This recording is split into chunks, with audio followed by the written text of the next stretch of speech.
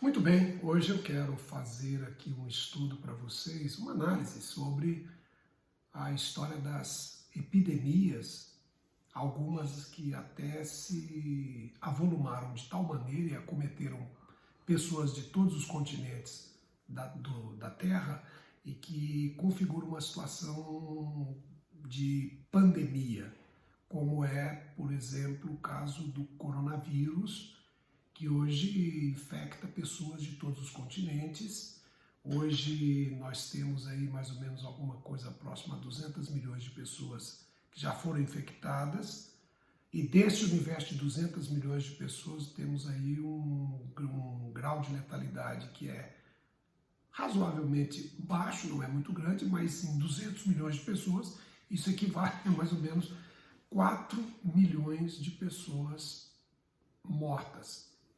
Dentre essas 4 milhões de pessoas, 12%, 13% morreram em território brasileiro.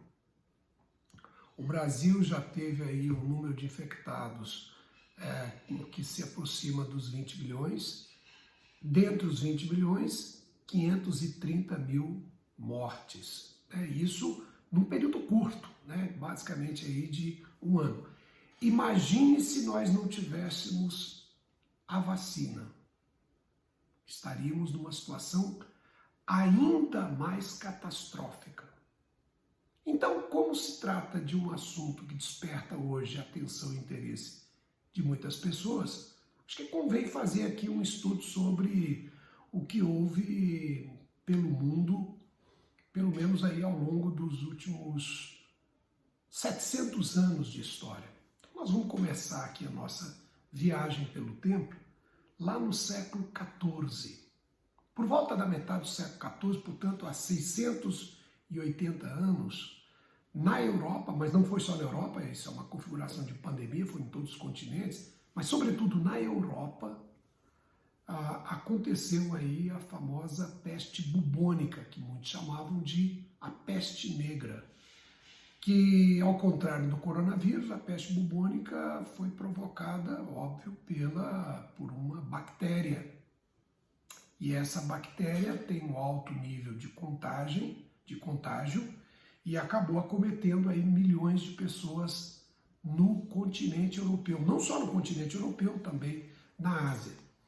Calcula-se em torno de mais ou menos 50 milhões de mortos no mundo inteiro. Naquela época, século XIV, a população mundial girava em torno de 475, 500 milhões de pessoas.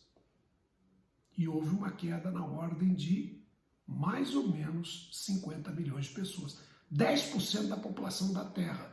Só no continente europeu, alguma coisa próxima a 32%. A população europeia em 1348, início do século XIV, girava em torno de 92, 95 milhões de pessoas, e no final do século ela foi reduzida para 60 e poucos milhões de pessoas. Portanto, morreram muitas pessoas, muitas das quais acometidas pela doença provocada aí por essa bactéria. Inclusive, um período de muito drama para as populações europeias e que acabou povoando tanto os debates de natureza científica quanto as obras literárias e até obras de arte. Eu quero aqui destacar, por exemplo, o livro Decameron, do Giovanni Boccaccio, que ele é contemporâneo à gripe espanhola, à peste bubônica, e que lá na Itália muitas pessoas morreram. Então ele escreveu um romance ambientado numa Itália, no norte da Itália, região de Florença, que era palco aí do avanço da peste bubônica, da peste negra. O Peter Bruegel, o velho, que é um pintor belga do século XVI, talvez tenha sido por obra e graça dele que melhor se tenha a exata dimensão do que foi a peste bubônica no século XIV. Ele faz a obra O Triunfo da Morte, e nela é possível perceber o sofrimento das pessoas, os corpos deixados nos campos e nas ruas, em função desta peste negra. Foi uma coisa muito séria. Outros surtos da peste negra ocorreram em tempos outros. Por exemplo, na Inglaterra, sobretudo na região de Londres, na cidade de Londres, no século XVII, por volta de 1665, como não bastasse um incêndio que tomou conta dos prédios em Londres em 1666, a Inglaterra, particularmente Londres, estava passando por um surto de peste negra muito sério, de peste bubônica muito sério. Para você ter uma ideia, alguma coisa próxima a 100 mil pessoas foram mortas em função desses dramas que acometeram aí a população inglesa, principalmente a população londrina. No século XVIII, lá na Rússia, na época de Catarina II, da família dos Romanov, também houve nas grandes cidades, especialmente na capital, São Petersburgo, e também em Moscou, um pouco mais ao centro do grande império, um novo surto de gripe, de peste negra, que causou aí a morte de alguma coisa próximo também a 100 mil pessoas. No século XIX, aí nós temos outras duas grandes epidemias. A primeira delas é o tifo, que acontece na Europa no início do século XIX, na época das guerras napoleônicas. Napoleão de um lado, a Inglaterra, Prússia, Rússia e Áustria do outro lado, em conflito, e o tifo tomando conta de muitas pessoas e matando muita gente. Muitas pessoas mortas no início do século XIX pelo tifo. E também no século XIX, por volta da metade do século XIX, tem início. Nesse caso, se trata de uma pandemia mais crônica, porque ela começa na metade do século XIX e vai até a metade do século XX. E por que vai até a metade do século XX? Porque a partir da metade do século XX nós temos aí o avanço da medicina, dos fármacos, dos hospitais, e é óbvio que isso faz com que as doenças tenham um grau de letalidade menor. Bem, eu estou me referindo à tuberculose. A tuberculose, no espaço de 100 anos, entre 1850 e 1950 mais ou menos, causou mais ou menos 1 bilhão de mortos. Então é uma coisa muito séria. Além da tuberculose, claro, temos aí antes disso, a varíola. Por exemplo, os povos aqui na América que foram colonizados pelos europeus, que tinham uma capacidade, que tinham uma proteção natural muito inferior àquela que os europeus já tinham conseguido em função das epidemias lá na Europa. Quando os espanhóis chegam aqui, eles acabam infectando muitos nativos e milhões de nativos são mortos por conta dessa situação aí de doença trazida pelos colonizadores, pelos conquistadores aqui na América. Também uma coisa muito séria.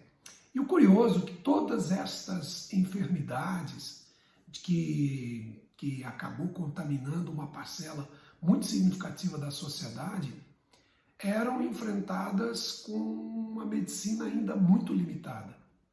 Não só por conta do desenvolvimento tecnológico, mas por obra e graça também das dificuldades que as comunidades científicas, médicas enfrentavam. Por exemplo, na Europa, na época da peste negra, no século XIV, a Igreja Católica, uma instituição muito poderosa, sequer permitia o avanço da medicina, sequer havia a figura do médico. Lá era o barbeiro, o cirurgião, né? Não tinha esse negócio de médico. A medicina na Pérsia, onde hoje é o Irã, no Oriente Médio, região de Bagdá, era muito mais avançada do que no Ocidente Europeu, isso no século XIV, em função de um território marcado por um domínio exercido por uma instituição poderosíssima, a Igreja Católica, que insistia em continuar subordinando a sociedade e, por conseguinte, todas as suas expressões culturais, como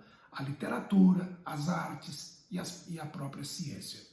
Bom, no século XIX já aconteceram as revoluções, o absolutismo já veio abaixo, a Igreja Católica já não exercia tanta influência, então a medicina pôde se desenvolver um pouco. É óbvio que isso contribui aí para que seja possível enfrentar em melhores condições, mas ainda numa condição inferiorizada, as epidemias causadas ou por bactérias ou pelos vírus, certo? Lembrando que antibiótico, antiviral, isso são fármacos do século XX. Então, essas epidemias até agora, essas pandemias, não foram tratadas como são hoje tratadas a pandemia.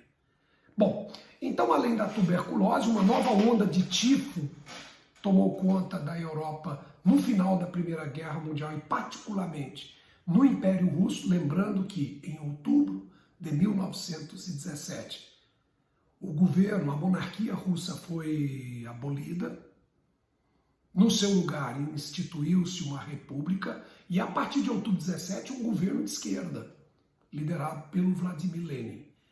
E então, a partir daquele governo de esquerda, iniciou-se na Rússia soviética uma disputa pelo poder, isto é, uma guerra civil. E no âmbito dessa guerra civil, aconteceu na Rússia o tifo. A última vez que ele tinha se manifestado com tanta ênfase foi no final do século XVIII, durante aí a regência de Catarina II, e agora sob o governo de Vladimir Lenin, numa situação de guerra civil. Resultado, o tifo, entre 1918 e 1922, acabou com as vidas de 3 milhões de pessoas. Um dado muito assustador. Mas não pense que foi só o tifo o grande problema daquele início do século. Temos que falar também da gripe espanhola. A gripe espanhola, na verdade, essa é uma denominação, vamos assim dizer, equivocada. E por que equivocada? Porque, na verdade, essa gripe começa nos Estados Unidos da América. Mais precisamente ainda, na região do Kansas, do estado do Kansas. Um acampamento militar, uma pessoa desse acampamento, um soldado das forças militares americanas foi infectado. Em 30 dias, 1.100 soldados foram contaminados e tiveram um surto gripal muito severo. O ciclo virótico da gripe espanhola, que é o vírus influenza, né? Essa nova variante, aquela variante lá da gripe espanhola, ela pegava e vinha uma gripe muito forte. Os sintomas eram muito fortes. E em função de que não havia antiviral, não havia antibiótico, sistema hospitalar ainda muito debilitado e, em hipótese alguma, universalizado, é claro que muitas pessoas morreram. O grau de letalidade era uma coisa impressionante. Desses 1.100 soldados que foram bem assistidos, 46 óbitos. E é claro que muito provavelmente algum desses soldados com o vírus desembarca na Europa, os Estados Unidos entram na guerra no final do conflito, ao lado da Tríplice Entente, e soldados americanos acabam infectando outras pessoas, muito provavelmente na região da Espanha. Durante o conflito, porque o surto da gripe espanhola, ele começou primeiro em março de 1918 e foi até agosto. Depois você tem um segundo surto em 1919. Mas nesse primeiro surto, que alguns chamam de segundo surto, a partir de julho, é que a gripe espanhola se exponencia no continente europeu e do continente europeu se espalha pelo mundo inteiro. Resumo dessa tragédia. O mundo, naquela época, em 1918, há 103 anos atrás, tinha algo em torno de 1 1,9 bilhão de seres humanos. Desses quase 2 milhões de seres humanos, 40 milhões foram mortos.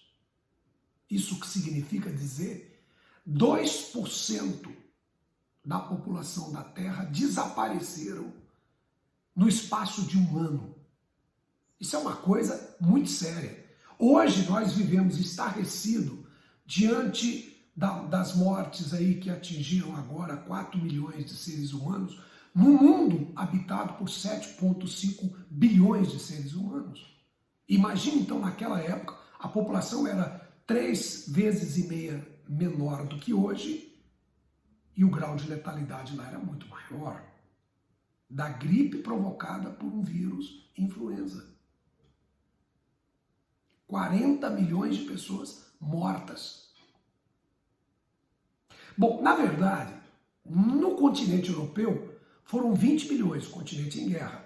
Na China e na Índia, provavelmente, há uma estimativa de que tenham sido mortos outros 20 milhões de pessoas. Até no Brasil, a gripe espanhola fez vítima. O presidente do Brasil sequer tomou posse exatamente porque, acometido pelo vírus, morreu de complicações da doença. Na Europa, que estava em guerra, os governantes, todos aqueles imbuídos de um propósito prioritário que seria abater o inimigo no conflito, acabou sendo desleixado, acabou negligenciando o combate que deveria ser feito àquela virose. Ocorre que, na falta de antiviral, na falta de vacina e de uma rede hospitalar decente à altura da gravidade daquele problema, é evidente que muitas pessoas acabaram sendo acometidas, foram infectadas pelo vírus e ficaram muito enfermas. Muitas morreram realmente. 40 milhões de mortos, só na Europa 20 milhões. Muita coisa mesmo. É um número muito sério. Agora, gente, por que é chamado de gripe espanhola? Vejam só, durante a guerra, os países que estavam em conflito, os seus respectivos governantes, tratavam de censurar as imprensas locais.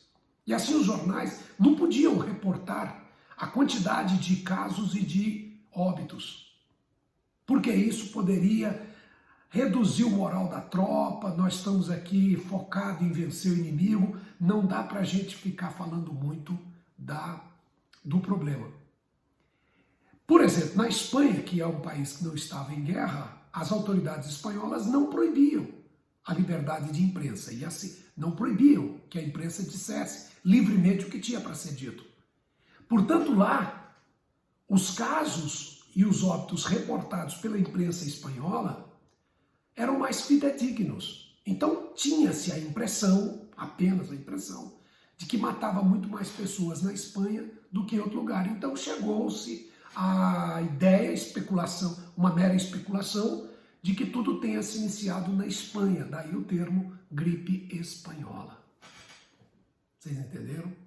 Então é isso, né, o que aconteceu na Europa, no mundo, há um pouco mais de 100 anos atrás.